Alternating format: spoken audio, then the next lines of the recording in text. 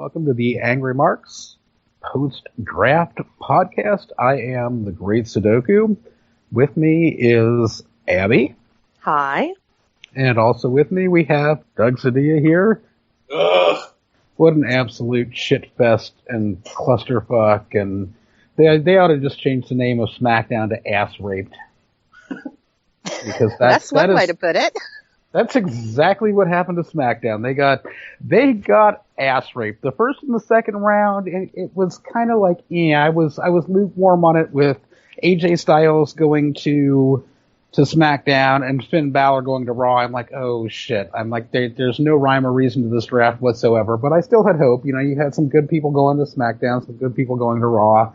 I felt that the draft of Dean Ambrose to SmackDown was more them trying to draft the belt than the person. Kind of the same thing they did with The Miz later on, but we'll get to that later. Round two, it was kind of like, it's like they drafted the American Cena to SmackDown, they drafted the Samoan Cena to Raw, but where the shit really hit the fan was in round three, where Raw drafted Sami Zayn, Sasha Banks, and Chris Jericho. And who does SmackDown draft but Bray fucking Wyatt and Becky Lynch, with people like The Club still out there, with Kevin Owens still out there, with just everybody who was still left out there, even people that SmackDown would draft later, like American Alpha and Alberto Del Rio. In the third fucking round, with all that on the line, all those people still out there, they draft Bray Wyatt and Becky Lynch. What the fuck? I don't think there's anything. I mean, this is where I differ. I don't think there's anything wrong with either of them. I think it was weird that they drafted Becky Lynch, and she was the only female wrestler they drafted for virtually the entire show, which really shows you how great that Divas Revolution is going, right? They draft Charlotte at number 3, and then here comes Becky at number 29 or whatever the fuck. But I think Bray is still, a top star, and he should be. I mean, I think Becky's great. I think she can and should be, will be Divas champion at some point. I don't think that they were bad picks. I also, playing devil's advocate, I also understand that they didn't want to have all the heavy guys all up at front, and then everybody's like, yeah, stay tuned at the end of the show where we start divvying up the fucking social outcasts or some shit. I understand wanting to space it out and everything.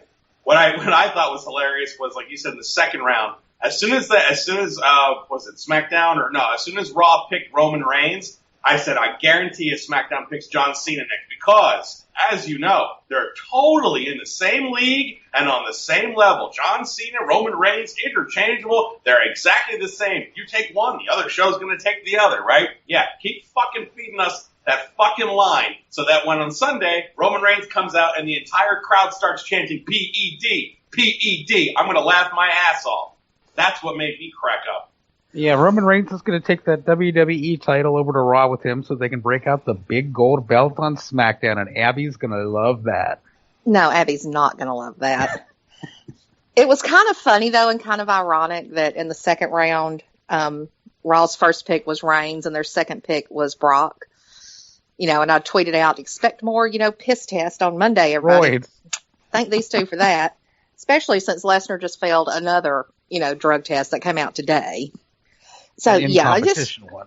Yeah, an in-competition one for the same, what was it, estrogen blocker that the other dude. Yeah, him and John Jones. John Jones, got busted for. It's like... blocker that is typically taken when cycling down from steroids, interestingly enough. Yeah, cycling off steroids. You could tell he cut a lot of weight, and yeah, it was kind of obvious. He thought he had enough time to get away with it, too. I'm sure he's like, I'm not going to be wrestling till SummerSlam. I got enough time to do a quick round of whatever they call it, steroids, and then take this stuff and get away with it. And I guess he didn't do his timing all that right. Yeah, and then I got into an argument, or not an argument, but a stupid little, Facebook Messenger thing with another site that I work for, with somebody saying, oh, well, it won't matter. WWE's not going to suspend him because he wasn't working for WWE at the time. He's fine. I'm like, you're an idiot. WWE is going to look like fools if they don't do something to Lesnar. Can I make because it's not. Yeah. I'm sorry. Go ahead, Abby. I'm just saying they're going to look like idiots with Lesnar being all over the news and mainstream media if they don't do something to him. I'm going to make a suggestion here. Put Lesnar and Reigns together. Team Clean Stream. Then they have to be heels because they're not. They work dirty, obviously. Yeah. I mean, hell, you suspend Reigns for fat burners, which I think everybody now knows that's what it was fat burners. It was fat burners, really? Yes, yeah. But you're not going to do anything to, Lesnar for 2 very, very legitimate failed piss tests. They have to, because it's in their website. That somebody looked it up and said, yeah, that I forget what the name of the drug is, but it's on the WWE's website. Like they suspend for anti-estrogen drugs. So unless they just go, look, we booked this match for SummerSlam, we'll suspend him afterward and then give everybody the finger. I don't know. But then again, I wouldn't mind missing. I mean, they're just throwing Brock and Randy together, with no build-up or anything. So fuck it, I don't care if it gets canceled. Yeah, he got popped for clomiphene or clomiphene. I'm not sure how you pronounce it, but that was what he got popped for. Yeah, non-medical use of drugs belonging to this class, including, and they list them out, are prohibited. Yeah, so they can't ignore it. They can't. And the UFC said that Lesnar indeed tested positive, not that it was a potential violation. In the in-competition test, he tested positive. So. Right. But, But yeah, round 2 was weird because you had Samoan Cena going to Raw, you had American Cena going to SmackDown, you had Brock Lesnar going to Raw, and you have his opponent, Randy Orton, going to SmackDown, and it's just like, yeah, okay, we get what you're doing here. It's not going to be pretty. It just got worse from here on out. Yeah, SmackDown remains the redheaded stepchild, and that is coming from a redheaded stepchild. So I know the feeling. It is not just the redheaded stepchild. It is the cousin Oliver of the WWE. And this shouldn't be a surprise to anyone. I mean, the USA wanted another show. They had another show. They threw it at them. They got pissed at the ratings. They said, do something with this other show. Vince said, I know, and they came up with they recast this shitty idea that was shit then and it's shit now. I never liked the draft, ever. And, nothing has changed. It wasn't going to become this amazing show. It might become an amazing show despite itself, but it's never something Vince is going to care about. Vince always cares about, the top 3 or 4 guys, and he only cares about the top show, Raw. Everything else, he doesn't give a fuck about. He only gives a fuck when he happens to notice what's going on and puts a stop to it. And then SmackDown, whenever it gets any momentum at all, eventually stops. And he goes, "Why, goddamn it, why we?" And it just becomes a Raw recap or an extended Raw because that's all he thinks about. And that's where I am as a fan. I can't. That's why I can't be full-time part of a show. I can't watch this TV. I can't sit through 5 to 9 hours of this dreck on some, depending on whatever week it is, when all I really want to do is just watch stuff on the network from time to time I watch Lucha Underground religiously. Now, I don't want to sit through this garbage all the time because nothing will ever change until Vince is either dead or incapacitated. Nothing. I agree with you. And when I was live tweeting the draft, one of the things that came to my head was that Vince was intentionally tanking SmackDown. That this was Vince's kind of lashing out reaction at USA forcing the WWE's hand to go live with SmackDown. Vince saying, "You want us to go live? I'll go live with SmackDown, but I will run it into the ground, damn it." Give me Mojo. Yeah. Did he go to SmackDown? I bet he went to SmackDown. Mojo is SmackDown. I knew it. I fucking knew it. Mojo is the destroyer. He's the harbinger of the end. He will destroy wrestling for all. Let's see. Kane. I'm trying to think of the worst ones. Kane, the Ascension. Breezango. Eva Marie. They actually said the Ascension. They actually took the time to, even online, to say, yeah, we're going to pick these morons. Really? Yeah, because SmackDown has become the wasteland. I think it's kind of ironic. That is just it's not like Vince hasn't done stuff on purpose like this before. He absolutely has.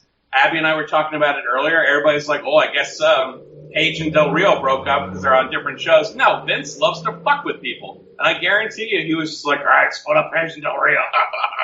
And got off on it. I don't wish death upon anyone. I just want him gone.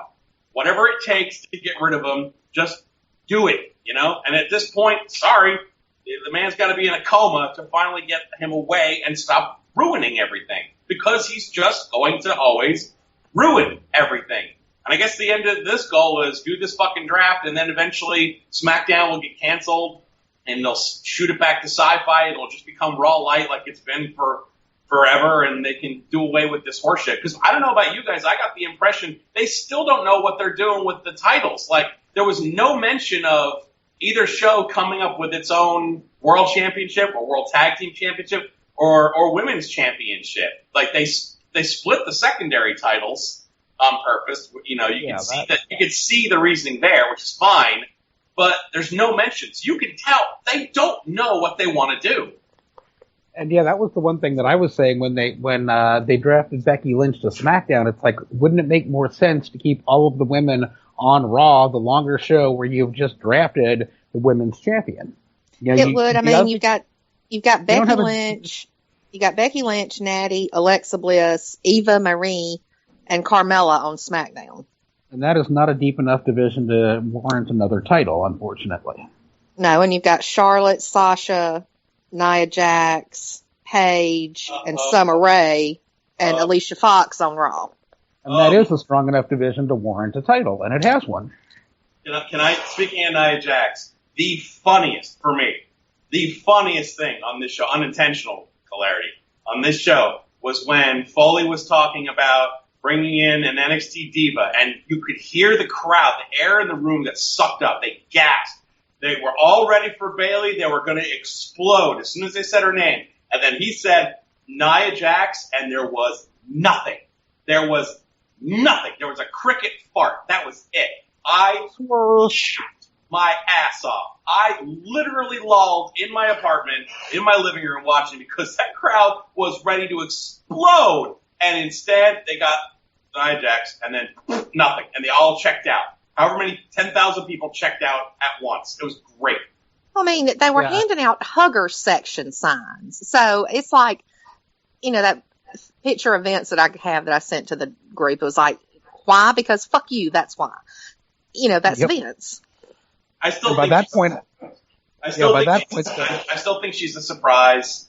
I think Bayley's going to be called up.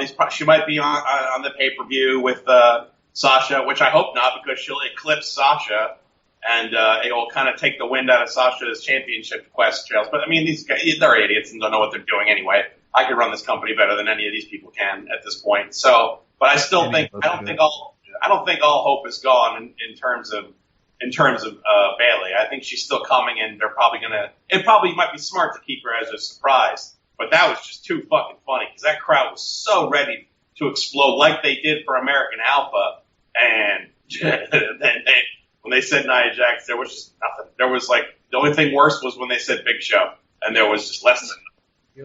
And you were talking about the collective tune-out that happened there. And I mean, I had tuned out probably the round before, I think it was. It was after Kevin Owens and Enzo and Cass, and after Baron Corbin and The Miz went to SmackDown, I'm like, you know what? CMLL is on YouTube. I'm going to Chromecast that to my TV. I'm going to put WWE on mute on my laptop, and I'm going to watch CMLL. And when a draft pick comes up, I'll look over at the screen to see what's going on with it. But yeah, I was just done with the draft at that point. I was just like, you know what? There's better stuff on right now to watch. I'm going to watch some Mexican luchadors. Maybe they're waiting until after SummerSlam or something. I mean, at this point, I don't know, because there were I understand that they need enhancement talent from NXT, which is probably what Alexa Bliss will end up being, unfortunately, and definitely Mojo Rawley will be, and hopefully Eva Marie. Hopefully Baron Corbin, for that matter. Oh, no, that's Vince's kind of guy. Yeah, he was hand-selected from everybody down at NXT because he was big and tall, and Vince just liked the fucking look. I hope that feud with Ziggler never ends, by the way, because they're on both in the same show. Go ahead. Oh, God. Yeah, feud forever.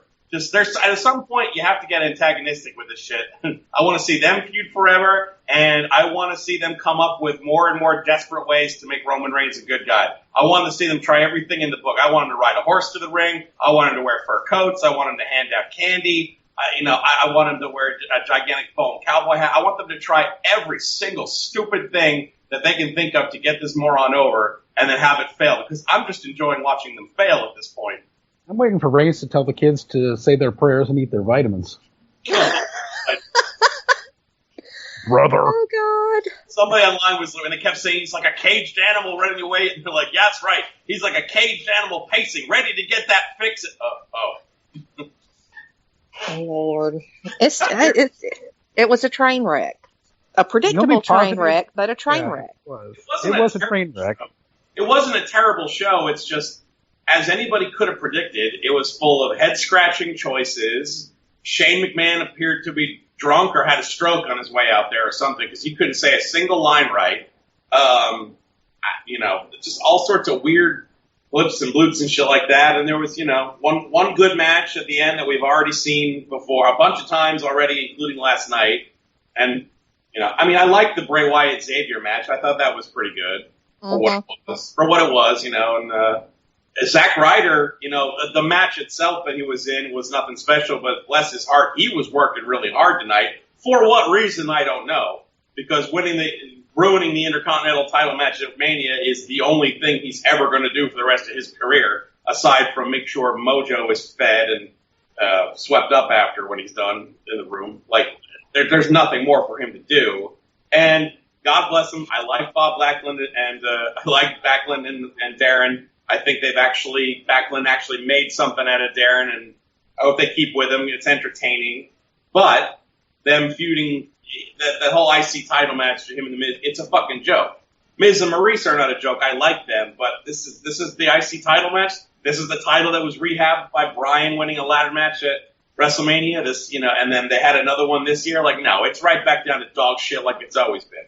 It's just, it's another day, another fucking Vince McMahon. That's what. Why do we even get our hopes up? There has been nothing that has shown that anything will ever change or ever be different as long as he's around. How many times have we got to say, well, maybe after SummerSlam. Well, maybe they're going to do this. Well, let's wait it out and see. We've said it for years. Nothing changes.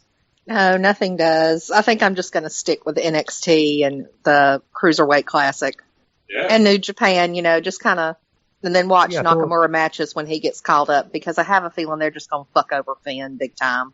And do you think Finn Balor don't call Nakamura up. Please, leave him in NXT. Leave Samoa Joe in NXT. Leave Asuka in NXT. Leave me a reason to watch NXT, because if you start calling them up, there is not going to be one WWE property that I watch at all. Right now, I'm still hyped about watching NXT because you've got Samoa Joe, because you've got Shinsuke Nakamura, because you have Asuka. But yeah, as soon as you call those guys up, there's no more reason to watch NXT.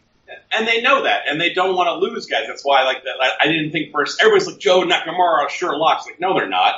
Like, they want to. Triple H especially wants to keep this thing going. He wants their own stars down there to stay for a little while. Even if Bayley gets called up, she's still going to pull double duty like Kevin Owens did for a little while, I'm sure. But speaking of NXT call-ups, so Finn Balor finally gets drafted, and everybody is all happy. Everybody's all like, well, it's okay. He's a Triple H guy. He's a project. Like, he's all in. Vince is going to leave him alone. Vince has said he's going to leave him alone, and the whole kind of thing like that. Everybody's all positive.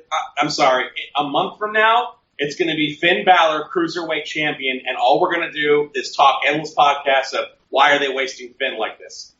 Yeah, and see, that just even Meltzer said that him being the third pick was a really good, indication for what they're going to do with him. And I just kind of rolled my eyes because, I thought yesterday before, that, he would be okay. He would be good. And then they announced the Cruiserweight thing. And it's like, oh, fuck. He's going to go back to being a junior heavyweight like he was in New Japan. And that's as far as he's going to get. And it's just going to piss me off.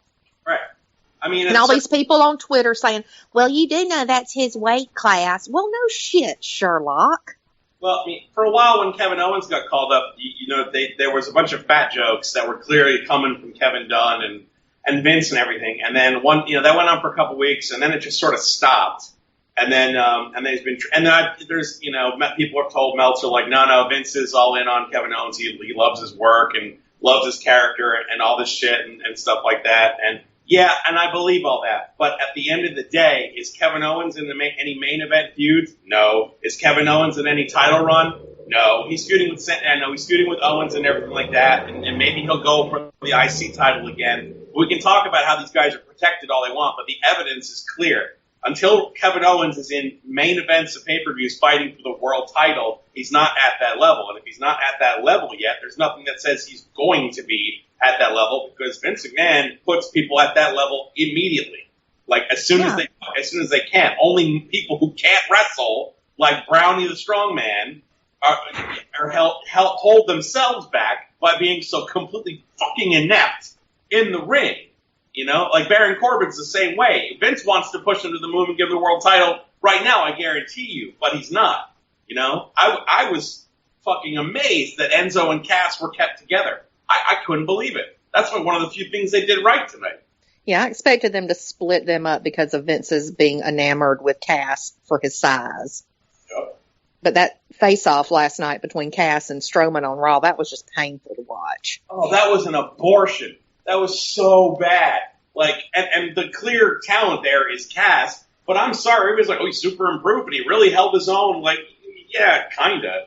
You know what I mean? But like, he's not that great. He's good. I like him. I'm fine with a singles push eventually, but he needs to be in a tag team for like another good solid year. Yeah, he needs to be with Enzo because that's the mouthpiece, and that's who's over. Yeah, Cass. Yeah, last night that match and those promos, it felt like it went on for 50 fucking years, and it was just bad. And Cena standing around looking like a fucking idiot. He's looked bad since he came back. I don't know if that's deliberate or if that's just how he is, but he's just seemed off since he came back. Well, he's starting to slowly fade away. Good. Somebody online was telling me like Cena's, SmackDown's going to be fine. They have Cena, like they have their huge star power. I'm like, you do know that he's done with house shows and overseas tours, right? Like he's going to be on TV almost every week, I'm sure, but he's starting to fade away. Yeah, he's only scheduled, I think, for 7 house shows between now and the end of September. I mean, for Christ's sake, he's in a 6-man tag match at the next pay-per-view. When the fuck does that ever happen? Well, that's where he needs to be now. He doesn't need to be the centerpiece. Absolutely, but you know how it would go. If Cena was still full-time, it would be him versus AJ for the next 6 shows. Instead, he's in a 6-man, sort of against AJ, but not quite. I mean, they're obviously going to do a big rematch wait a minute. Isn't AJ on? Oh, they're both on SmackDown. Okay. They're obviously going to do the big rematch at SummerSlam, but it just feels a little bit different because they know he's part-time, so it's like, I don't know, I think I can see the wheels in motion, and it's all because Cena, the guy who swore he'd never ever leave, and I guess he never technically will, is starting to fade away and cash in on his celebrity, which, by the way, is pretty fucking ironic considering all the shit he used to say about Rock. But anyway. Yeah, but it's different now because it's him. Oh, you're right. It's all about him now, so he's all on board with it. I wanted to get back to what you were saying about guys like Kevin Owens, Doug, talking about how they never get their main event push.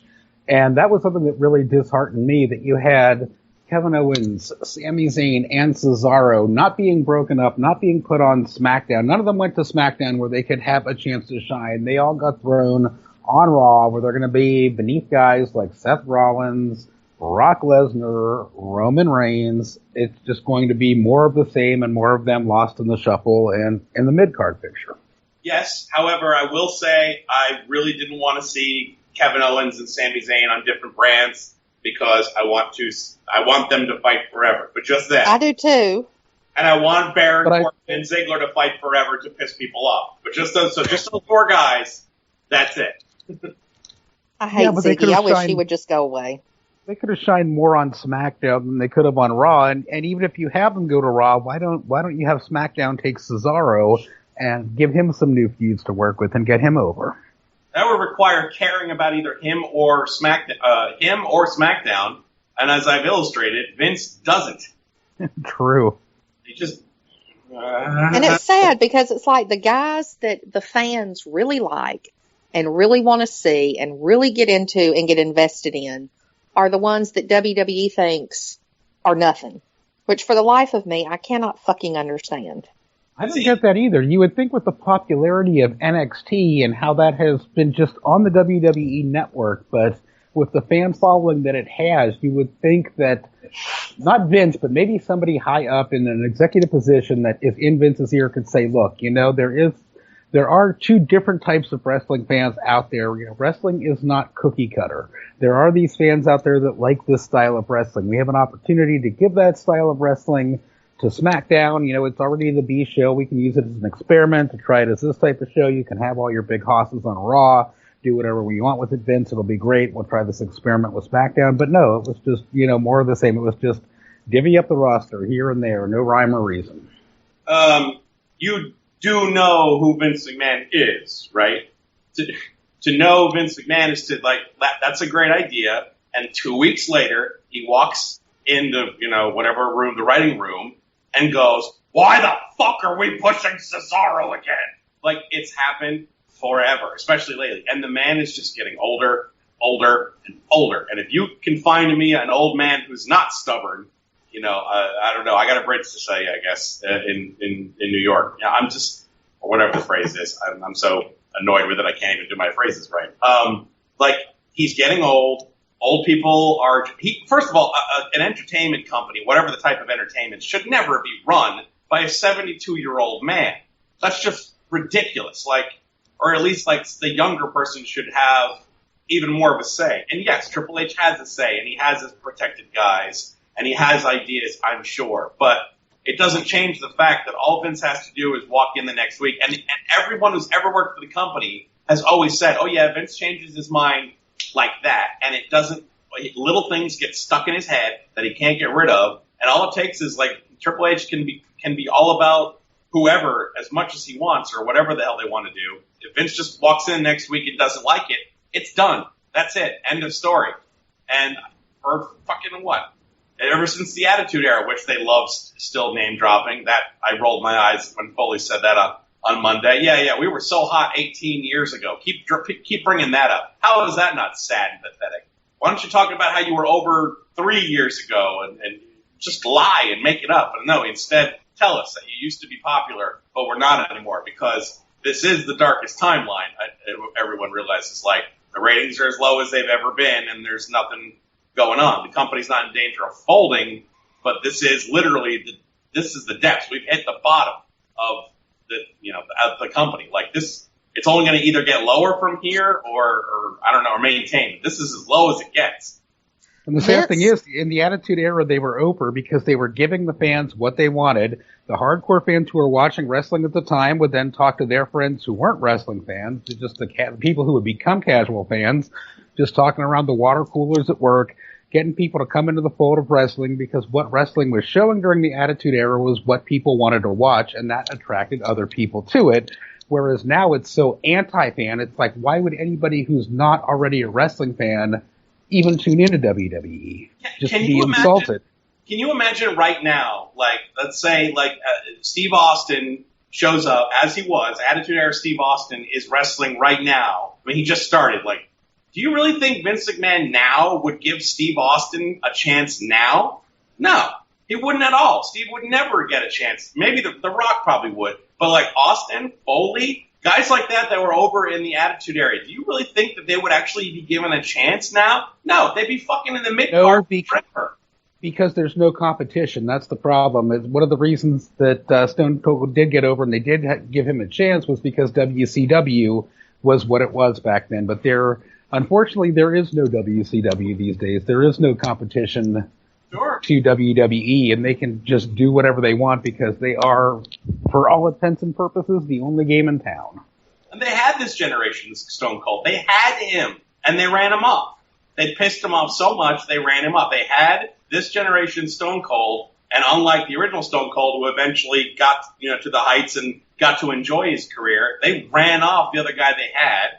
I'm talking about Punk. They lucked out with Daniel Bryan afterwards, but he had to push and claw and scrape so hard that he wound up, what happened to him. It was a shame, but it was because he had to do something to get noticed, and that unfortunately was kill himself in the ring. Kind of like, I guess he was this generation's Foley too, because he shined really bright for a little while, but it had to go out due to injuries. And they don't have anybody. They don't have a Rock to depend on at all. But I think it's more telling that they had a Stone Cold and they pissed it all away.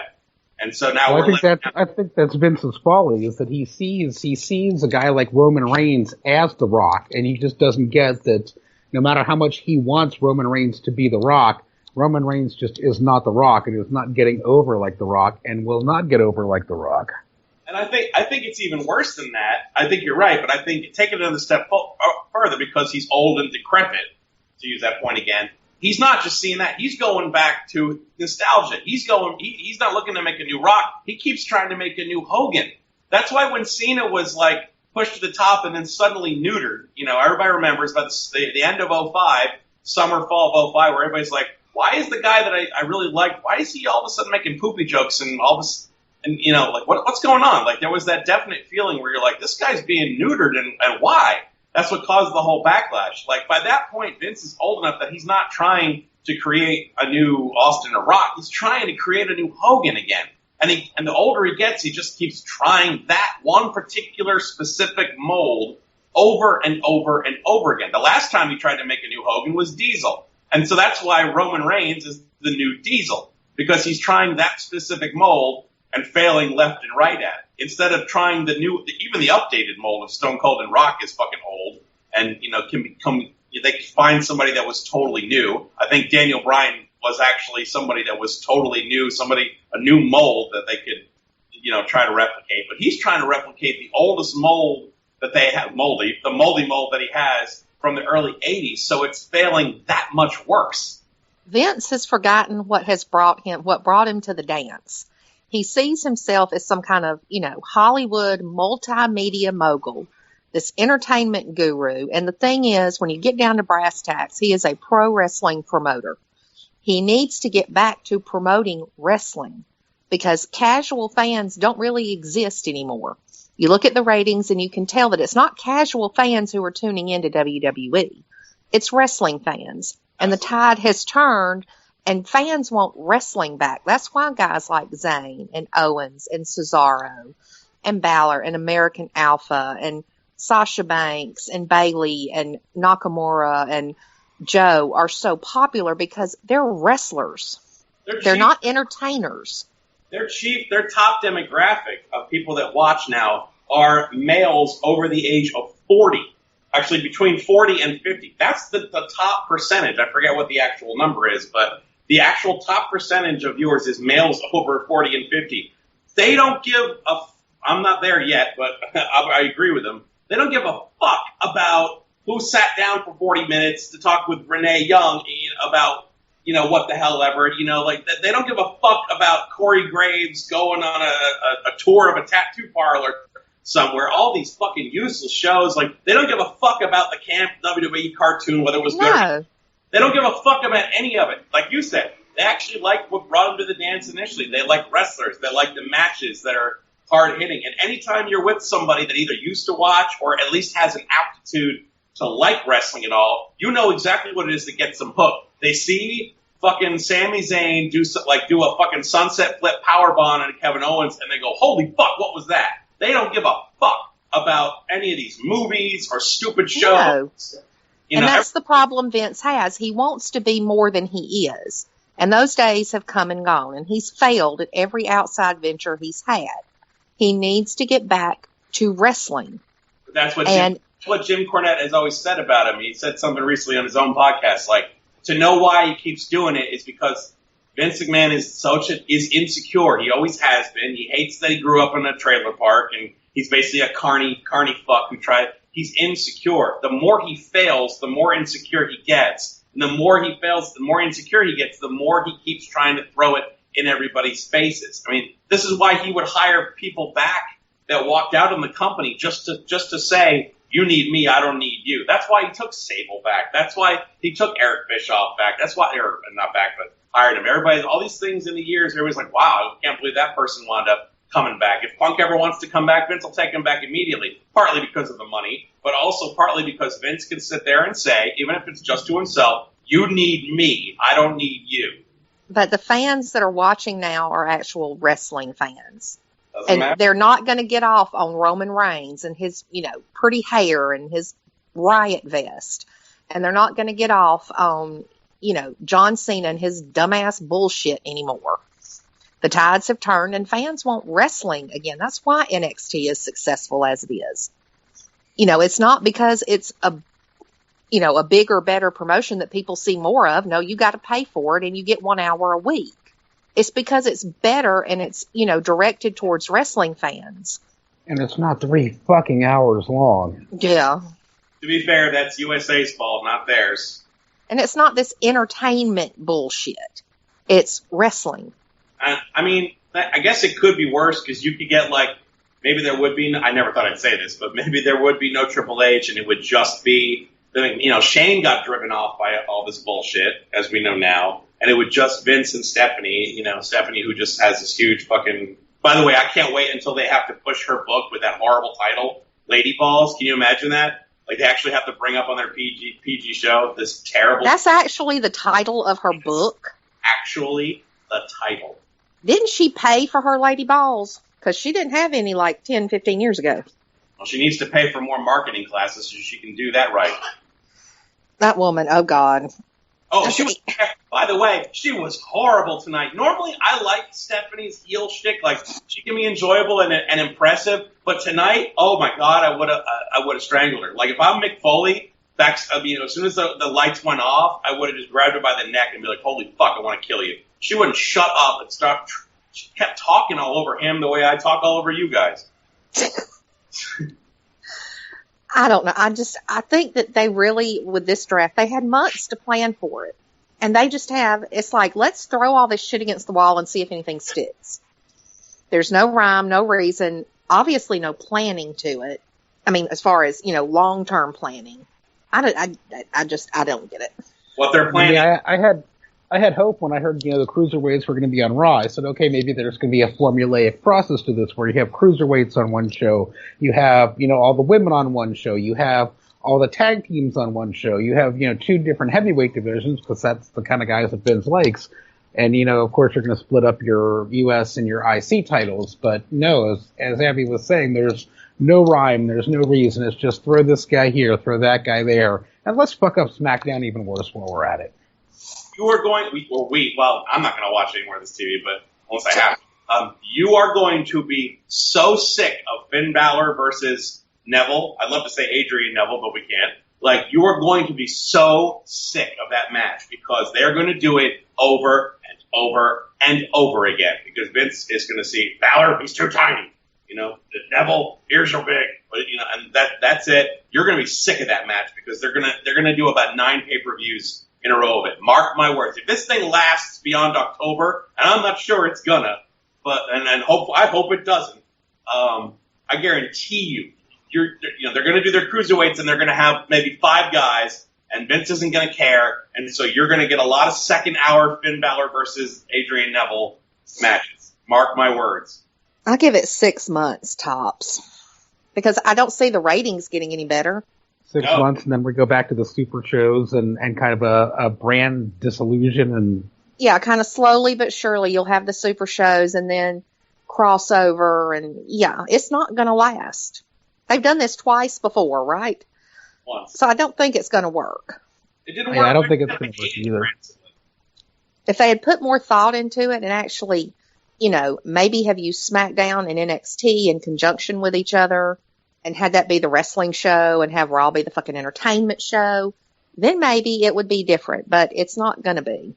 This whole thing was a Band-Aid for USA. That's it. It's very obvious, painfully obvious. This entire draft, this entire plan, and everything like that they're doing is clearly USA is pissed off. What do we do? We'll make SmackDown Live.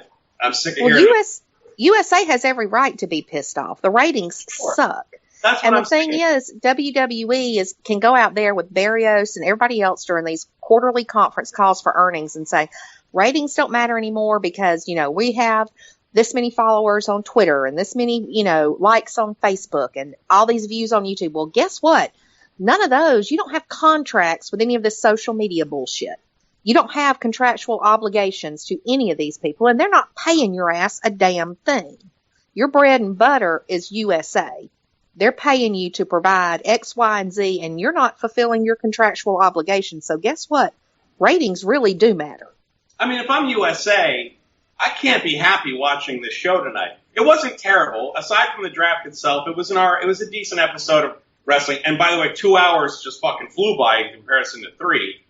I forgot what it was like to watch a 2-hour show, because I never watch SmackDown anymore. I never will, but at this point. But like, they can't. Anybody watching that, they've had wrestling on their network forever. They should be able to be connoisseurs about it at this point. They can't be watching that and going, "This is your big fucking idea." Like, you just said Roman Reigns, and your big, you gave us John Cena, but Brock Lesnar is never going to be on this show. That's your idea, and at the I can tell, they were just like, "Oh, we got to shut them up." Well, let's do that. They're doing this just to do it.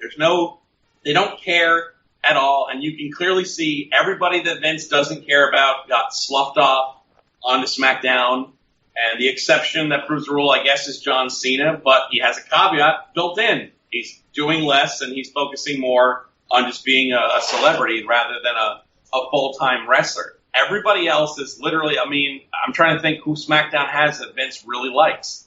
Well, not only that, but as soon as we found out there was going to be a roster split, a brand extension, just right from the get-go, what we heard, the rumors that turned out to be fact, that came to fruition, was that Roman Reigns was going to head one show and John Cena was going to head up the other show. Right. Everything so, is obvious. It's like, while Vince may Vince is going to throw one of the guys he likes on one show, the other on the other show, but yeah, other than that, on SmackDown, it's like, yeah, let's just bury guys on SmackDown that I don't like. Do you think Dean Ambrose is keeping that title past Sunday? Hell no. He's losing No. Shampoo Boy's going to have that thing. Rollins or Hair Care is going to win it so they can bring out that big gold belt again on SmackDown. God, please don't. They do not need 2 world champions. They don't need it. I think they don't even know whether they do or not. I don't think they do either. I wanted the champions to be floaters between the shows. Yeah, between the shows. And if you're going to be the champion, you should have that kind of responsibility. The IC and US titles can be anchored. But if they split the tag team titles up, who the fuck cares about the SmackDown tag champs? Nobody. Nobody gives a fucking, I guess it'll be American Alpha, but who do they have to fucking go against? They split up the Ascension. Ooh, aha. Ooh. How exciting. American Alpha, the Usos. Yeah, the Usos. Ooh. I haven't got That's it. Usos. I've only and Breezango. Same fucking match for 19 years. Like, I guess they got what show got the Dudley Boys? The Dudley Boys. Raw. Well, they're a waste at this point because they're trying to. Everybody's trying to talk Bubba Ray into becoming Bully Ray again and split him up, and he doesn't want to do it. So anybody who's yearning for that, like I am, don't blame them. It's Bubba. He said so on Jericho's podcast. But as a result, the Dudley Boys they're just there, doing nothing. One thing that kind of hit me, you were talking about Bully Ray. Speaking of that, one thing that hit me tonight, I was thinking, TNA actually doesn't have to move. The way I see it right now, I think TNA could go head-to-head with SmackDown, and TNA would have more viewers. I don't know if they'd have more viewers, but they don't have to. They're not in danger of losing anybody that's going to watch them anyway, because at this point, it's pretty, it's pretty clear. Like, you're a TNA fan, like nobody's going to go, well, let me check out SmackDown instead, because it's the same damn thing it's always been. Even watching, remember when Shane was like, I want to be filmed differently, I'm going to have a different set. What do we get? We get Raw that's blue. That's it. The same bullshit. Yeah, it's even worse than it used to be, because like you said, guys like Roman Reigns are never going to be on SmackDown. Guys like Brock Lesnar are never going to be on SmackDown. Guys like The Club are never going to be on SmackDown. So people have even less of a reason to watch SmackDown now.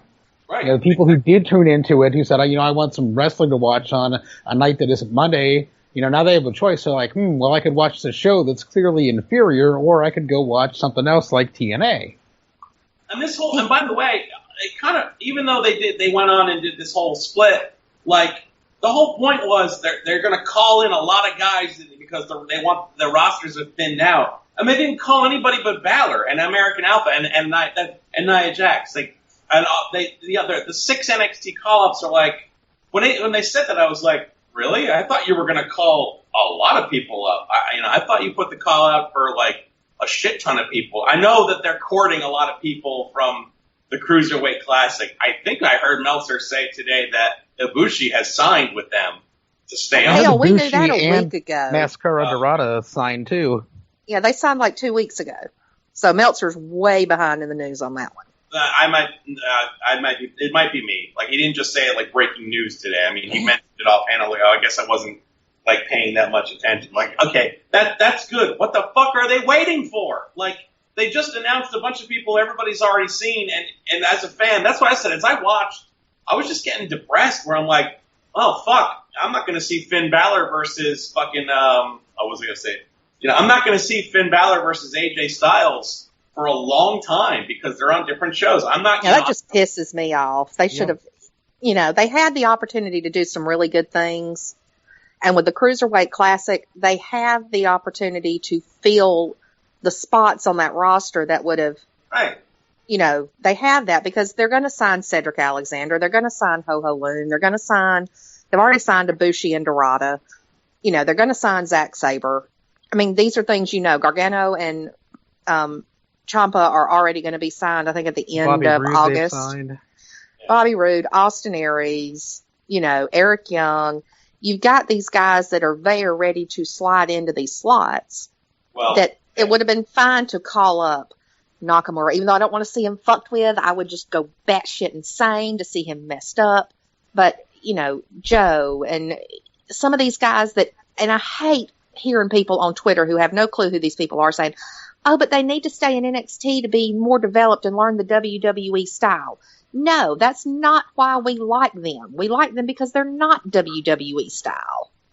If anything, Nakamura has totally got the style within his first match. He got it down. He knows. He already had it. He already had it, and he already has it. But also, you know what? His match quality is not nearly as what it was in New Japan. The match with Zayn is, still my match of the year candidate so far, and 5-star classic. That has a hell of a lot more to do with his opponents than it does his style, because his style hasn't changed. But you put him in the ring with people that aren't used to that style and don't know how to work with it, then you're doing him no favors. I mean, Jesus Christ, Apollo Crews could cut a decent promo when he came in. Now, he can't talk. He was like one of the next to the last picks for SmackDown. They beat all the personality right out of him. Like, he came in and it's like, okay, he's a decent talker, he's good moved, he's all right. I thought he lived up to the indie hype in that first match at TakeOver, and then ever since then it's just been this poor bastard is just getting the life punched out of him. With Nakamura, I didn't like his match with Balor. I liked it. Comparing that to his match that they had with the, in the New Japan Cup, it's like, and I don't know if it was Balor working as a face, which I don't like anyway. He's got so much more depth as a heel. He's a little banged up too. Yeah, and, I don't know, but that's like Nakamura, you put him in the ring with somebody other than guys like Kevin Owens and Joe and Sami Zayn. I'm trying to think of guys he can work well with. AJ Styles. You were talking about your match of the year against Zayn. My match of the year is from January 4th from Wrestle Kingdom 10, Shinsuke Nakamura versus AJ Styles. That right there is match of the year. You got both of them in WWE right now. Put those two together. With Ibushi, throw him in the... I mean, you've got these wrestlers that can go out there and put on 5-star matches day in and day out. But the thing is, Vince is more concerned with entertaining the kids and the masses who, guess what? The masses have left in droves. The kids. You're left with wrestling fans. Yeah, the kids. Well, give me a sec here. Killer Kev, our producer, has some breaking news that he'd like to chime in with here. Yes, this just came in at the very last second. Apparently, the draft wasn't quite over yet. Just minutes ago, WWE published that the announcing teams are changing. Oh? What are they going to be? The new lineup... Oh, hot damn, looks like Corey Graves got drafted. The new lineup for WWE Raw will be Michael Cole, Corey Graves, and Byron Saxton. The new lineup for SmackDown will be Mauro Ranallo, JBL, and David Otunga. And Jesus Christ! So you've got Cole on one show and JBL on the other. That's even more reason not to watch either. And then why couldn't they put Corey Graves and Mauro Ranallo together to save SmackDown? And then for WWE Superstars and Main Event, both will be led by Tom Phillips, with Graves joining him on Superstars and Otunga joining him on Main Event. It's like now if I do end up tuning into Raw or SmackDown, I've got even more reason to continue to watch it in Spanish because I hate Cole and I hate JBL And it was fine when they were on Raw. Like tonight I watched the English version of SmackDown, and it was bad enough that Cole was there, but geez, you got JBL on one show and Cole on the other. It's like, yeah, if you're gonna watch WWE, do yourself a favor, watch it in Spanish. Well, alright, you know what? Here, I'll do the other reaction. It might not be so bad, because Mauro can do an entire show all by himself. He's like the new Joey Styles, sort of. And like, so I think even though JBL is annoying as fuck, like think about what we had before. We had Mauro basically, you know, being held on a team with two other useless idiots. So it was basically you just focused on Mauro. That's not changing. At least over on Raw, you don't get that 1-2 annoying punch of JBL and Maggle. At least now you get Corey Graves, who's good, who gets to pick on Byron, because I really like it when he picks on Byron. Like you get Corey to focus on, and you still get Mauro to focus on. So this isn't the worst thing in the world. It's just, for fuck's sake, of all the people to get rid of, like, it's the King is done, even though he's been more entertaining on SmackDown than he's been. I don't know what he's doing now. I guess he's riding off into the sunset. But like, of all the people to keep around, they didn't like they got rid of King and that's it, and just reshuffled everything. But it's not. Think about it. It's not that bad. At least on Raw, we get one talking head who's good. Before, we had none. Yeah, I'm just afraid that all the insults JBL's going to be hurling at Mauro Ranallo is just going to make me want to tune out. Not that I'm going to be tuning in anyway, but it's going to detract from the show. It's going to detract from what Mauro Ranallo can do. You know what, though? That first time that they're together, as soon as Dean Ambrose, does a tope and Mauro just goes nuts, go tope, Carnello! Like, he'll yell it so loud and blow JBL's like hat back, and he won't even fuck with it. I think Mauro will be too intimidating for JBL to really step all over, because he really is like that good. Like I was like the best part of the cruise. I mean, aside from the Ibushi match, like the best part of the Cruiserweight Classic was just listening to Mauro orgasm at virtually every move that the guys were doing. It was amazing. Everybody's like, "Oh, Brian did such a good job." Yeah, he did, but Mauro was just impeccable. I can still hear him in my head screaming, "Oh my God, Ibushi!" Like I can just hear him screaming. He does a pretty good Mauro impression. Yeah, he does. Yeah, you do there. All you got to do is just say something as passionately as you possibly can. It doesn't even matter what you're doing. Just be like, "Oh, grilled cheese!" Like you just got to be insanely into whatever it is that you're screaming. It's really the only trick. So this isn't the worst news in the world, guy. I think it's better than what we had, and I think JBL is gonna like walk all over somebody. He's not gonna walk all over somebody like Mauro. The only thing, and also something that I heard from listening to Pete Rosenberg's the Cheap Heat podcast. I don't do it anymore since Masked Man left, but they had Renee Young on there a while ago, and she straight up said, "I don't want to be a commentator." I'm always like wondering, when are they going to have a first female commentator? It should be Renee. Renee doesn't want to do it. So lest anybody think that, think it's just like with Bully Ray. It's not that they won't do it. It's they don't want. It's the performer doesn't want to do it, unfortunately. Well, Renee would be better. I mean, she's good and she's entertaining and she knows what she's talking about. But I don't know. I just hate JBL, and at least Lawler's gone. Kind of sad, actually. Like unless I guess Lawler is just relegated to pre-show along with Booker T and whatever, and being a talking head on the network whenever they need him. I wonder how much of this stems from that domestic violence thing. I wonder if it's just like, all right, we can't risk this again. If it happened once, it might happen again. So you know what? Sorry. Well, as long as he keeps going after 12-year-old girls, I mean. And he will. Teenage girls are moody. I used to be one. And he's old and curmudgeonly and, I don't know. I just think it's fucking ridiculous. Honestly, I think Lawler was on his way out anyway. So I think with the draft, that's a good opportunity to just go ahead and just completely shuffle him out. Go ahead and move him over to like one of the pre-show or post-show panels. You got Corey Graves on Raw now. Just have him swap out with Corey Graves. I think he would be absolutely fine on that. It's a stepped back role for him. And certainly, I'm sure it'd be easier on his schedule, so. Yeah, I mean, and who else did they have? You know, they didn't have anybody else. Renee doesn't want to do it. You know, do you want Booker T back? Do you want more Shucky Ducky Quack Quack? I mean, I can live without it. No, I hate it, but I can live without it. He's fine on the panels. Anyway.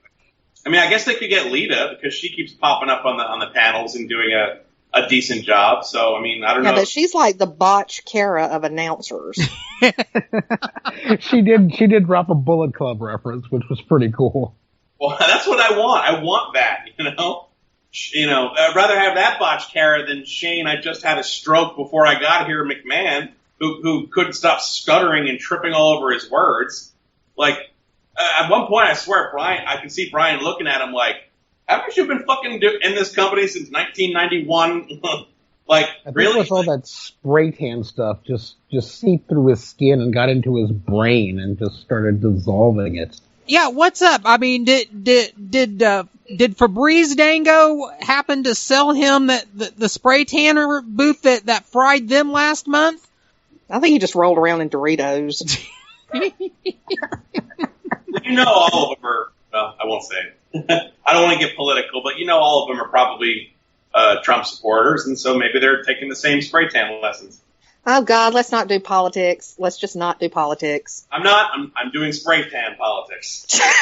You're doing Trump spray tan politics. You know, I don't know if the sides, but I saw a picture today that somebody said was a secret photo taken of Trump without his makeup or tan, without his hairpiece, and it looked like he was in a jogging suit, and supposedly it was secretly taken outside of his mansion last week.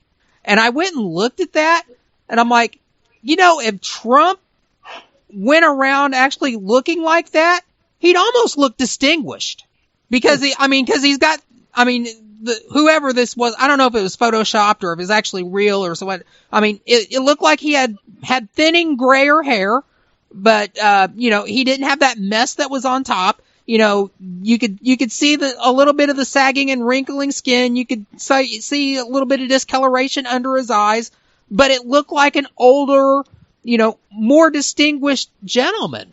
I was like, you know what? I might not be half pissed off at Trump if that's who we had on stage. Mm-hmm. I know, total aside. Never mind. You still wouldn't like it because of his politics. Oh no, I still wouldn't respect his politics at all. Fuck no. But yeah, I'd have Trump and gentleman in the same sentence. I would have less to make fun of him with. Well, then he wouldn't be as noticeable, and that goes against the whole point of being a celebrity politician. He needs to be noticed. It's fuck it. Let's use wrestling logic, folks. Like, if you're being made fun of, you're being noticed. The only bad reaction is no reaction. Yeah, and speaking of which, is Undertaker going to file a complaint against him for ripping off his entrance? No. Did everybody see the Undertaker in golf clothes picture that was making the rounds? I think it was today. Yeah, that was such big news yesterday. It's like, who the hell cares? Who cares how he does it? How he dresses. I really enjoyed sending that to casual fans that I know that, are always asking me, like, is Undertaker still there? He was my favorite guy. I'm like, yep, here he is in polo shorts. Kind of broke their brains a little bit. Not quite the American badass these days, is he? Just as stupid looking. I hated the American badass. But anyway. That's sad. That was my I really think that was my most favorite incarnation of all his gimmicks. Really? It just kind of felt more real to me. It was not a cartoony gimmick at all. And you see guys that look just like that go around every day, and I can kind of relate to some of those guys. I can't relate. Except they called him Big Evil and Red Devil every 5 fucking seconds, and that's not cartoony. Well, I can't say that for sure because I wasn't actually watching WWF programming during that time, so I was still boycotting it. But I wanted to shoot Jerry Lawler because every 5 seconds it was Big Evil this or Red Devil that, and it's like, shut up. Yeah. Booger Red. That was a JR line. That some people didn't hear that one, but that was He got in trouble for that. Vince is like, don't ever call him that ever again. What do they call him? Booger Red. It's the name of a famous Booger Red. Red. He was a famous, I think, like Oklahoma, or a Texan or Oklahoma outlaw who was a redhead. He was like a noted redhead cowboy outlaw guy, and his name back when you could be called something like that was Booger Red. And JR called him that on one episode of Raw, I think, and one pay-per-view. I believe it was Vengeance 2000, I think. Or maybe one of the ones where he was taking on Hogan. So actually it might have been Vengeance 2002, actually, yeah. It was Vengeance 2002, and then apparently Vince McMahon was like, come here, pal. Don't ever fucking call him that again! Like, he was really pissed off that he's calling him Booger Red. JR has a reputation for being a bit of an asshole, if anybody didn't know. Yeah, I grew up with JR and Gordon Soley as the voice of my wrestling, so. Oh, me too. I mean, absolutely. Like, he gets a and pass. David Crockett and Lance. I'm just, hearkening back to all these old announce teams that were so much better than the ones we have now. Mark Lawrence was great. Bill Mercer, down in world class. Mm-hmm. Hell, even David Crockett was good, and Tony Schiavone compared to some of the stuff we get now. Heck, Larry Nelson was good compared to some of the guys we have now. David Crockett was good because he legit got excited. You could feel he was legit excited, and he was overblown and everything like that. But it wasn't bad. It felt good because you could hear him caring about what he's watching. You could tell everybody else is just reading lines and being fed lines from Vince the entire time. At least David Crockett gave a shit. I mean, that's why I like Vampiro and Lucha Underground, because he just gets so into it and so hyped up and curses that I think it's great. Well, the thing is, I mean, there's so little to get invested in these days. So, hearing the announce teams act like they're, reading off a teleprompter really isn't that surprising because, it's not like WWE is doing really anything to get anybody invested in anyone. And that's exactly why I watch in Spanish, because the Spanish announce team does get invested, and they do lose their shit when, cool moves happen or when something happens, and they do call the moves. And, it's just a sad state of affairs when the announce teams that you have are so bad. You've got people like me who aren't fluent in Spanish yet that just would rather watch the Spanish announce team because of their passion and their fire than watch the goofs that they have that speak English. Yeah. I would prefer to listen to Nogami and, oh God, I forgot his name. I'm going to get smacked. Oh, Milano. Yeah, Milano. I'd much rather hear Nogami scream, "Justice! Justice!" Justice! You can tell he loves it. I don't know. It's just, I much prefer my Japanese commentary, even though I understand every 47th word they say. Speaking of which, we do have the Super J Cup coming up bright and early tomorrow morning at stupid o'clock. In 4.5 hours. Yep. We got that coming up, and we've got all month long until mid-August. We have the G1 Climax going on over at New Japan, so you can check that out. There is a wrestling god. If you want real wrestling, just buy New Japan World. Get New Japan World. NJPWWorld.com. It is the best 999 yen you can spend a month. And somebody has ripped off a bunch of old All Japan tapes from the 80s and 90s and 2000s and put them out there on a Google Drive. So, as Meltzer said, that's All Japan's new streaming service. Oh yeah, he was so excited about it being their official streaming service. You moron! All somebody did was rip a bunch of tapes off and put them out there on Google Drive. So it wasn't official, it was just... No! Somebody put it together and put it out there for everybody to enjoy. Oh God, with the state of affairs that All Japan is in now, you never know. That might be their... That could be, but it's not their official service. To be fair, what he also said was that, it's all put up for free, but it was the best years of the company. So. Oh, definitely. It's great stuff. I went through and looked at some of it yesterday. It's some great stuff. Yeah. Don't pick on Dave. He works really hard. And he never admits he's wrong, and plans change, and he talks like he just got struck by lightning. I know. I'm an observer junkie. I listen to it. They'll probably be talking about it tomorrow. I don't even know how the Brian and Vinny show is affected by SmackDown being live on Tuesday nights, as a matter of fact. I have no idea. Like, oh God, I hope they talk about it tomorrow because I would absolutely love to hear Brian and Vinny rip this show apart. I don't know. I guess I'm willing to give it a shot, but like only 30 minutes next Tuesday. That's all I'm willing to give it. And, you know, I might not even give it anything depending on how Battleground turns out Sunday night. Yeah, exactly. I'll watch the pay-per-views. I'll watch NXT, but yeah. And Cruiserweight Classic. The Cruiserweight Classic, but yeah, I mean, I pretty much knew going in, even before the draft, that, you know, I was done with Raw and SmackDown, and the draft just really hammered that home for me that, yeah, it's Raw and SmackDown are not for me. You know, and it's bad because you have guys on each show that I'm a fan of, you know, but I'm just a fan of theirs. I'm not a fan of WWE. I'm not a fan of the brand. I like certain guys on each roster, and I hate to think that I'm going to have to sit through a bunch of bullshit. I'm going to have to do it anyway because I have to cover these shows and write about them. But just to watch the handful of guys I like. Yeah, and we used to be able to say, you know, how many times we're just like, oh, you know, the company sucks and everything, blah, blah, blah. But at least, you know, they've still got some of the best talent in the world, and they have great, you know, there's still lots of great matches all the time. But now you have to sit through 5 to 9 hours. A week. A week. No less than that. And I wouldn't say than that they've got some of the best talent in the world either, because I think the best talent in the world has retired and is in other promotions. I mean, depending on the week now, we'll have 3 hours on Monday, 2 hours on Tuesday, 3 to 4 hours on Sunday every other week.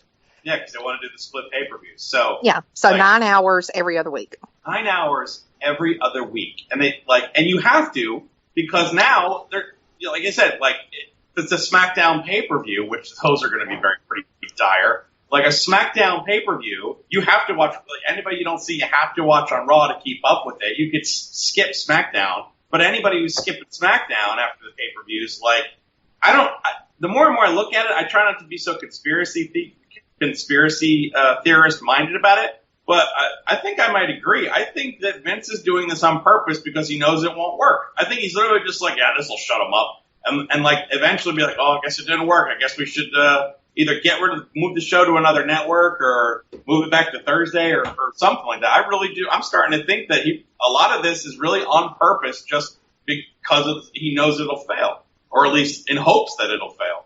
I was thinking that myself several times tonight. Oh, and I didn't notice this stat. The only active superstar that wasn't drafted was Heath Slater. Yeah, they were showing that on the WWE network with him kind of sitting in an empty room and then turning the lights out and him being like, what? I'm not getting drafted? Yeah, they're gonna do some kind of angle with that, you know. Although he did amuse me about like 5 minutes before that. They were interviewing Bo Dallas because he got drafted to Raw, and Axel and Slater were celebrating all going to Raw, and JoJo said to him, "No, you guys haven't been drafted yet. It's just Bo." And Slater's like, "What? You mean we ain't going to Raw? You mean we can still get drafted? What the hell?" And he just walks off. Heath Slater, the Captain New Japan of WWE. You know what? I have a lot of respect for Heath Slater. I mean, you know, stupid characters and stupid storylines aside, that guy works his ass off, and he goes out there to entertain every time he's there. He is the definition. He tries. He's the definition of successful enhancement talent. Like, he is utterly and completely enhancement talent, but he does it really well.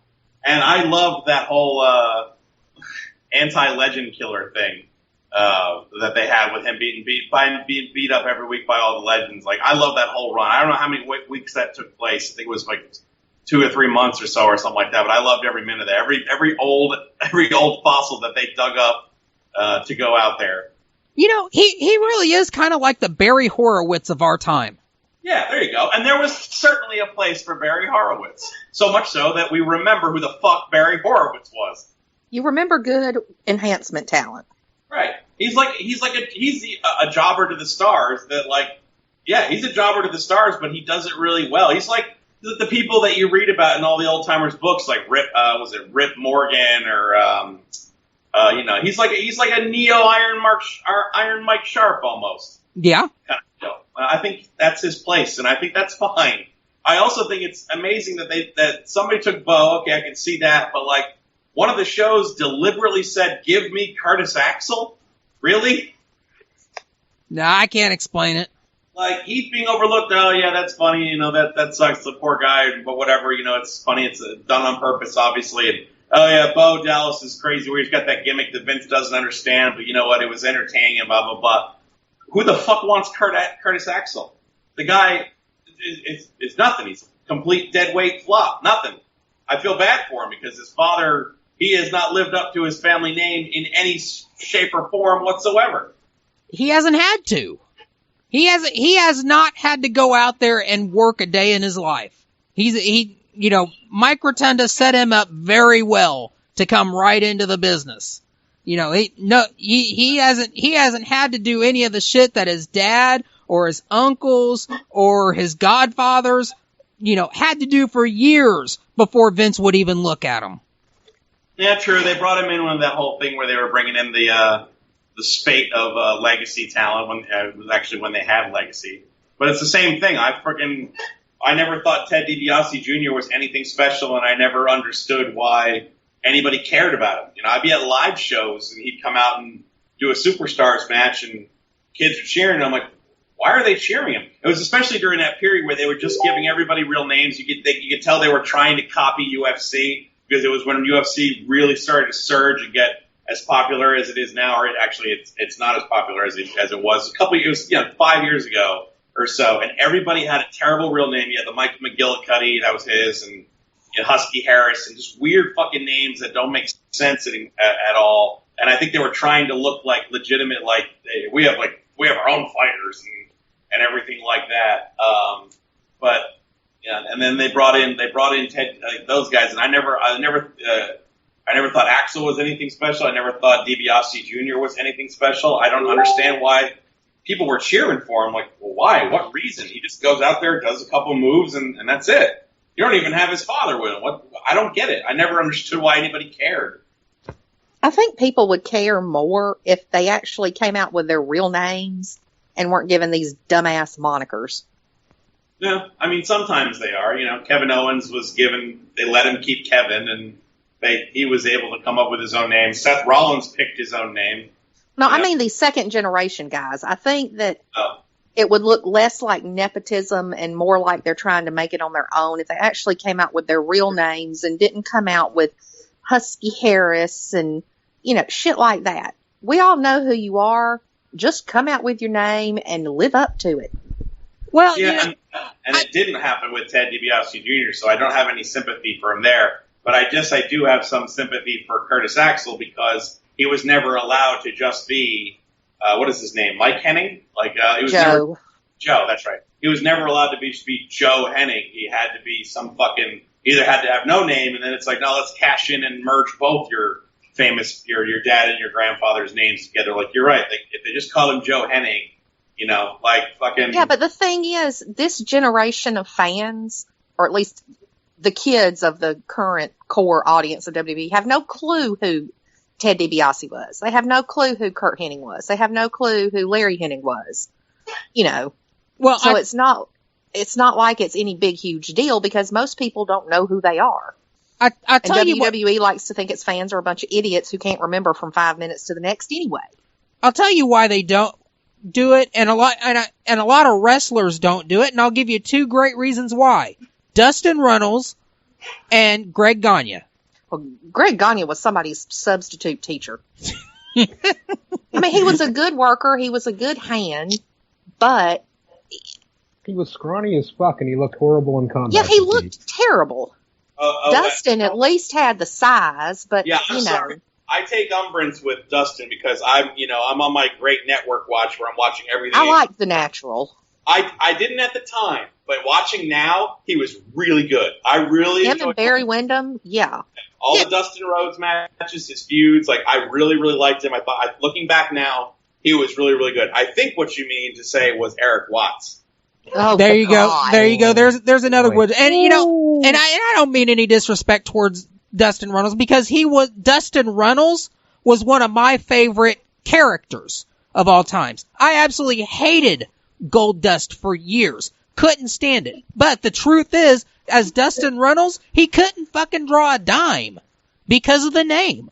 So there's a strong reason but why that was a lot of different because their fathers were still active at the time. I mean, Dustin wasn't ever really going to draw as long as Dusty was at the top of the card. And just like with Greg Gagne, you know. And you know what though? Go back and watch a WCW show from like 93, 92 or something like that, like before Hogan got there and ruined everything. Like Dustin was one of the better guys in the ring. And he was over. Like he came out and people were cheering like crazy. Dude was actually like legitimately over. So I don't know. I can't really say, you know what I mean? Like, I'm in 95. I'm in the quagmire of 95, and I just recently watched, Uncensored not too long ago, the fucking King of the Road match where he got fired afterwards. And it's like, I'm watching that. I almost wanted to like write a question to Meltzer saying like, did they fire Dustin and then just say, you know what, we'll bring you back in a couple of months, just let it blow over. And then Vince just happened to call at the right time because he was super over and still a focal point of the Federation. I don't know, but Eric Watts was just bad. Yeah, Eric Watts was just terrible no matter what he did. I'm trying to think of other second generation guys. I mean, you had the Von Erichs who Daddy protected them and then they self-destructed. But I mean, you had, Kevin was a wild child though. Oh, it wasn't like he was, the designated driver or anything. He just he had lucked out. Yeah, he lucked out with a very stable wife who kept him grounded, I think, outside of the ring, and kids that did the same thing. And he saw what his brothers did, and he's like, I'm not going down this road. I'm not going to end up. I think like he that. got scared straight. There's plenty of old Observer stories from like '87 and the mid '80s and everything like that. Like after David died, and after Kerry's motorcycle accident, and after after Mike's suicide, that Kevin like would go missing for a couple of days, or he'd pass out in the ring, and they make up an excuse like, oh, it was a massive Oriental punch, when in fact he just showed up drunk and like high and passed out. So Kevin was not an angel by any means. He just had something in his head that stopped him from going all the way crazy like the other ones did. Although I think David wasn't crazy either. He was just, unfortunately, just took an overdose, and that can happen to anybody. That kind of stuff. Yeah, but I mean, still to this day, David, no, he didn't. It wasn't drugs. No, his stomach ruptured. I think, 30 years later, we can kind of tell the truth now, maybe. It's not going to tarnish his image. It's not going to, take anything away from what he did and accomplished in the ring. I think we can tell the truth. Yeah, I think we can tell the truth in that. We know who killed Bruiser Brody. There's lots of, apocryphal things that just like now. Yeah, and the fact that son of a bitch is in the WWE Hall of Fame just pisses me off. The WWE wishing him a happy birthday yesterday. It's like, I just wanted to vomit. So there's the draft. That's the draft. Such an interesting concept. You wind up talking about the Von Erichs in the 1980s. Well, that is a lot more interesting than the draft. And it's, a lot more relevant than the draft. And I just think if WWE had sat down for maybe 2 hours and put some thought into this, it could have been a lot better than it turned out to be. No, but they can't do that. They have a lot of work to do working on the next reality show for the network. We need to. Yeah, they got to figure out who they're going to swerve next. We need to make it's this point, by the speaking of the network, I was saying this to a friend of mine when we were watching NXT last week for the Balor Nakamura match. They did their stupid little, clappy, here we go thing. And I'm like, we're watching wrestling. We're watching guys beat the shit out of each other. We like the violent moves. We wish it was a little bit more violent, but in a safe way, Hulk kind of deal. But we like the action. And this program is just happy jingle clapping. And they're talking about all these stupid shows nobody cares about. And at the very end, it's like, oh, and also matches. And they show 4 little clips, basically 4 little animated GIFs of matches and everything like that, when it's like the entire reason we're watching any of this is because of those matches at the end. And I don't want to see some snappy, like, uh-oh, here we go, crap. Like, you're not a goddamn TV network. Ugh. I wonder how much more successful the network would be if they put out all the libraries on there and actually catered to the nostalgic wrestling fans. Well, I don't know if it would be, because the numbers don't lie. People watch there's certain things that people watch all the time. The number one things are the pay-per-views, and NXT is the number one. I'm saying, what if they put those out there? Because they've got shit out there that's been out there for years now. They're not putting anything new out, and they've got 50 years worth of tape libraries. Because it all comes from one man. It all comes down to the decisions of one man, and that one man thinks that he can turn wrestling into anything else but wrestling. So there's never going to be a commercial that goes like, relive this day. They should absolutely have a thing that says, this day in wrestling history, you know, these matches from these pay-per-views, these massive events from these old shows, it's all on the network, go watch. Like, the craziest thing about the company is that I don't know how it stays in business, frankly, because they don't even know how to be a company. Anybody with even a tiny little modicum of business sense, and I have virtually none because I don't own a business, but even I know, you got all this old content, you want people to buy the network, why aren't you putting things up there that shows how deep your content goes? For that matter, why is it that all the episodes of Nitro just got added, not that you should go seek the 2,000 episodes because they're terrible, but they just fleshed out the Nitro collection, and the network has existed for 2.5 years. It's incredible. It's incredible how inept they are about their own product, and yet somehow they stay alive. It's because Vince thinks he's this, like I said earlier, this, entertainment multimedia mogul, and he's forgotten what has brought him to the dance. And I think that they would be a hell of a lot more successful if they started focusing more on the wrestling and less on the crappy sophomoric entertainment that caters to maybe 4 people's senses of humor in the whole company. Well, we won't ever have a chance to find out until Vince McMahon is incapacitated. So one day, I don't know when it'll be. It may not be for a while. It may be tomorrow. You never know.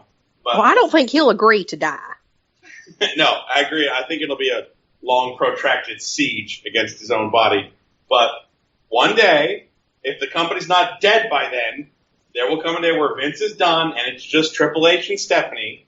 And Stephanie is going to try to retain the same things that her dad did to some degree, but she doesn't have the same drive that he has and the same shit. She grew up affluent, and she didn't grow up in the trailer like Vince does. She's not insecure at all. You can tell. She should be insecure at some of the dumb shit she does, but she's not insecure at all, and that will be the real litmus test of, okay, let's see how things are going to absolutely change. Right now, it's just fucking be thankful that NXT exists and be thankful that the network is still going and this old content, for a while it looked scary because all the old content, the servers were clearly shitty because every time you pull up an old episode of Raw or an old pay-per-view or something like that, it would stall like crazy. And then they had to do a huge, massive hardware upgrade because all the servers they put the old stuff on that we care about was just dilapidated, and it was painful to try to get through it and watch. But at this point, that's all we got. We got the network, we got NXT, we got the Cruiserweight Classic, we got matches on TV. We have some wrestling that's better now than it was on TV in 2004 or 5 or 6 to a degree. Some of it, when it's good, it's really, really good. It's just not really, really good all that often. And, there's other stuff to watch. Thankfully, it's easier to watch New Japan than it has been. I'm one of the biggest Lucha Underground fans that there is. I love that show, and I champion it to anybody who even maybe likes wrestling a little bit. There's lots of great shows to go catch. Ring of Honor is easier to see now than I remember when it was way more rinky-dink than it is now. And, you can go to a PWG show sometimes. There's a lot of stuff. There's things that are still touring. There's still a healthy wrestling life out there, even if the audience is really, really low for it. But I'm beginning to realize focusing on Raw and SmackDown at all is just a waste of time, and we probably just shouldn't. Because that's what's going to make a change is if people just walk away and ignoring it. The low ratings cause change. It causes things to happen. And we tune in and talk about those things. You know, last year, Roman Reigns winning the world title finally on Raw was in December. That was newsworthy. We all talked about it. It was actually a good match. And we all watched it and was like, well, fucking finally they did something. Like, and I think if Vince forgets what brought him to the dance, and he does, you're right, we kind of forget that we have the power to change things, but what we got to do is fucking pull our lips off the teat already and just walk away and ignore it. That's, you know, I turned down a fucking hosting or co-hosting gig on a podcast because I don't want to sit and watch this shit every week. I blissfully just go and listen to Wrestling Observer Radio and other podcasts like this stuff and hear people talk about it, and that's more entertaining than watching the goddamn show anymore. And so why would I want to make myself suffer, especially when if I don't watch it and a lot of people stop watching it, then they get really desperate, and that's when shit gets really interesting. That's when shit gets fun, is when they get so desperate they start trying anything to try and get you to watch. I mean, that's the same mentality that gave us Broken Matt Hardy. And I'll be goddamned if any of you start talking shit about Broken Matt Hardy. But that shit, I love that stuff. I love that whole final deletion angle, and I love it. And I can't deny that what caused that fucking just crazy blast of insanity was a desperate, dying promotion. So we have the power to create this stuff. It's just hard to walk away from it at the same time. I think that's our takeaway message from the draft, is just walk away. Don't watch Raw. Don't watch SmackDown. The draft is so shitty. We know the product is going to be shitty going forward, so just watch other things. Watch ROH. Watch New Japan. Watch Lucha Underground. Watch Brother Nero. Brother Nero's been deleted, damn it. It's just like cable. Cut the cord. It's hard to do. But when you do it, it's so fucking liberating and freeing and everything like that. And I say this as a person that when I was, you know, I'm not that old, but what I stopped watching WWE. I don't mean to go on another rant here. I'll make it quick. I stopped watching WWF back in the day after Shawn Michaels won the title in '96. I hated the Boyhood Dream thing. I liked him as a worker, but I was a Bret fan. I was a teenager. I was just like, oh, this is stupid. NWO was cool. I'm going to watch that instead. So I missed everything from '97 to about 3/4 of the way through 1998 in WWF. And as every wrestling fan knows, there was so much good shit going on in 97 and 98 as they were rising back up to overtake everything. I missed the real rise of Austin, you know, in 97 when he was stunnering Vince and Gorilla and Sarge and, you know, and really, I missed the entire Austin-Brett feud because I wasn't watching that point, and I regretted it and I hated it. And I can go back and watch it all now and enjoy it, and I have now and everything like that. I'm thankful for that. But at the time, I was always like, man, I don't want to stop watching because when I stopped watching, I missed all that awesome stuff as it happened. I think that's the way it is for a lot of fans. We don't want to walk away because as soon as we do, they freak out and do something cool, and then we run right back and go start watching again. But we have to allow ourselves to miss this shit, and we have to do it. It's easier because now we can just go back and watch it on Hulu. We can watch it on the network. We can watch somebody's fucking illegal stream that they put up. It's easier now to watch what we've missed, so it should be easier to walk away.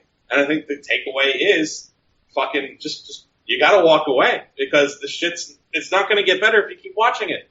So don't be afraid to walk away because you'll be able to catch up on everything you missed instantaneously. It's not like me in December of 1998 trying to download Mick Foley falling off the Hell of the Cell cage, and I gotta wait 3 hours for the fucking video to download for my 28.8 connection and watch this pixelated AVI movie back in '98 because I had to do that because I missed it as it happened because I walked away. Now you just gotta wait, just go back and pull it up and watch the whole episode, and instantly it's super easy. So because it's super easy, everybody that's listening, stop watching this bullshit. Stop watching the bullshit and tune into other stuff like the Super J Cup tomorrow, which I have to get up for in 4 hours to watch and recap. Yeah. So I'd like to wrap up the podcast here so I can get some sleep before that happens, so I won't be a wreck while I'm watching that. Well, not too much of a wreck anyway. But let's get some final plugs in here before we wrap the podcast up. Doug, anything you want to plug? Nothing really. Just if you like hearing me go crazy and angry and everything like that, I stay angry. And I'm on the Facebook forum, Wrestling's True Fans, WTF. I'm in there on Facebook. I'm also I read Scott Keith's rants regularly. I've been at his blog of doom since it was the Live Journal blog of doom, and I was at when it was the real RSPW and going back in the old internet days. So I'm on there as commenting as the Berserker one. If anybody still does a message board, it's still worth it. That's where the real cantankerous, salty fans like us are. So that's just really what I do. And then, instead of watching the show, listen to podcasts like this where you can laugh at people make fun of the shitty show. Indeed. That's what we like to do. Abby, what would you like to plug? Oh, let's see. Angry Marks and Top Rope Press. And you can find me on Twitter pretty much bitching and moaning and complaining and, being sarcastic about Tanahashi's hair. And go buy New Japan World. If you haven't done it yet, go get it. It's much, much better than WWE, and there's very few things to bitch about except, Captain New Japan and Tana's hair. And Yoshitatsu. Yeah, that son of a bitch needs to learn how to spit water. That or just drop the Triple H gimmick altogether. I'll plug New Japan World too because it's better than the WWE Network, and its penny is cheaper too. It's slightly cheaper, but the content is so much better. Even if you are waking up at 5 a.m. to watch 5:30 a.m. shows or 3 a.m. shows or 2 a.m. shows, they are well worth it. Even with no English commentary, it's worth it. It's better with the Japanese commentary. Well, one of you please try to talk some sense into Tanahashi. That dude needs to take a breather, and he just won't do it. He needs a rest. He needs some rest. I will give him a stern talking to tomorrow. You mark my words. I will sit him down and make him take those goddamn braids out of his hair. And his hair looked awful ratty yesterday. It wasn't the typical braids. Yeah, I mean, it looked like he hadn't washed his hair and just tried to put it up, and it didn't quite work. Yeah, and the ponytail was real dry. He needed to condition more. Yeah, there was something wrong with Tana's hair. But yeah, you can find me on Twitter at Tana's hair. Now you can find me I need to create that Twitter account. I could probably be very successful with it. Tana's ponytail. He was hanging out with Juice Robinson. Oh, God. Oh, we're hair care fun. Who was CJ Parker on NXT back in the day, but he's in New Japan now. So yeah. Check out New Japan World, the best 999 yen you can spend a month. I'm at Great Sudoku on Twitter. She's at Abbey A on Twitter, and Kevin is at Camnet on Twitter. So, but I'm never on Twitter, so. And Kevin's never on Twitter, so don't. Yeah, you can find fun posts from 2011, 2012, something like that. I hate Twitter, and I'll never be on it ever again. I was on it for 2 minutes back in